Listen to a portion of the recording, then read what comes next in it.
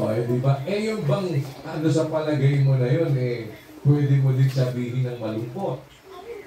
Opo. O, paano naman? Palagay mo. Palagay ko na magutom. Ang ibig sabihin, yun sinasabi ng Biblia, ang karunungan ng tao. Meron kasi mahusay na gano'n mapapasilang niya yung mukha niya, yung katigasan ng mukha niya, nababago niya, di ba na parang akala mo bait-bait, no? O akala mo naman minsan meron naman na itatago niya yung lungkot niya. Akala ko parang hindi. Ayaw niya lang ipahalata. Dala-dala siya. Diba? Bakit po? Kasi minsan, talagang gano'n. Kaya mahalaga, Brother Rodel, yung ating pagmamantili ng mabuting buti, malinis na puso, pananampalatayang hindi siya inaw. Dahil yung intention is very important, kapatid na rin. Naalala ko nga, parang ganito, no? Eto, parang ganito, kapatid na Rodel. Sige, kapatid namin. Kung ang pagpaparito naman sa katawan, gaya nga ng halimbawa, meron kasing mga defect rather than it can be inborn defect ng katawan. Merong bata na ipinanganak ay yung bungi. Opo. Yung bungi ang tawag doon meron ba doon? Naririto bilang siyensya yun, hindi matama yun kapatid na yun. Kesa naman nagsasalita yung bata, lumalabas yung kanin dun sa niya, di ba? O kaya yung kanyang ilong, yung uhog sa ilong ay pumupunta sa loob ng bibig. Hindi naman mabuti sabihin natin masama ang plastic surgery. It depends on the intention of a person. Para lang yan yung postilyo. Ibigay mo yun sa ornamentado, papatayon, brother dahil.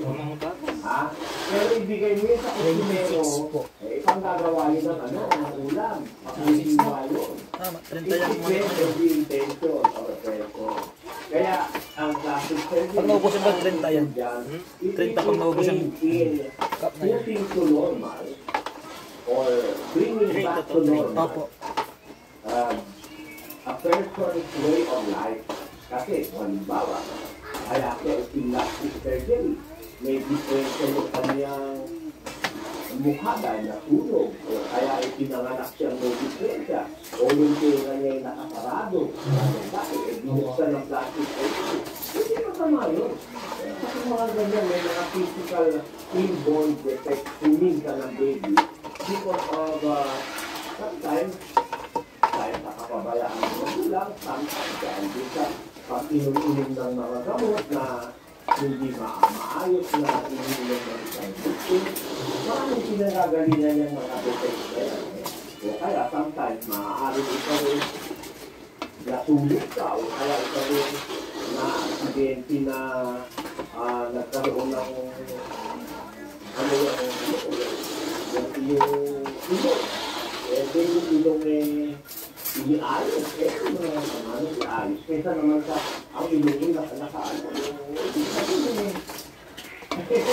Dahil yung ilong, di ba, kagaya ng ilong. Wala yung mga ilong, kagaya ng ilong na Nakasama, dahil ba, pag parang nakataot sa ulan, sisipilin lang. kailangan kumain sa home. Hindi naman kailangan na, Kulang ka lang? Kundi na natin. Pero gano'n yung po nga sinabi ng isang kapatid kanina na kung paano kanila lang ng Diyos daw, di umano, ay dapat hindi natin Tama yun kung sinasabi niya kung paano kanila lang ng Diyos na wala ka naman diferensya. Gusto mo lang magpanitoke ka dahil gusto mo magpaganda ka to portray another person in yourself. Yun yung sasabi natin, direkto naman pagtutulog sa kalooban ng Panginoon. Yun ang sinasabi ni Pablo. Sino ka tao na tututog sa Diyos? masasabi ba ng bagay na ginawa sa kanya na bakit ko ako ginawang ganito? Neva, O man, who art thou that replies against God? Shall the thing form say to him that formed it, why hast thou made me thus? It is very disrespectful for a man para ginawa siya ng Dusalit. Parang si Michael Jackson, ginawa siya negro, nagpaputi. Oo, yun nga po na. Direktong paglabag yun sa kalooban ng Panginoon. Pagano may Jackson. Wala, gusto yung gawa. Yan, o kapatid na Rodel, ano? Didinig mo yung salita to portray another person. Okay. Diba? Bakit? Pakinggan mo sinasabi ni Felipa.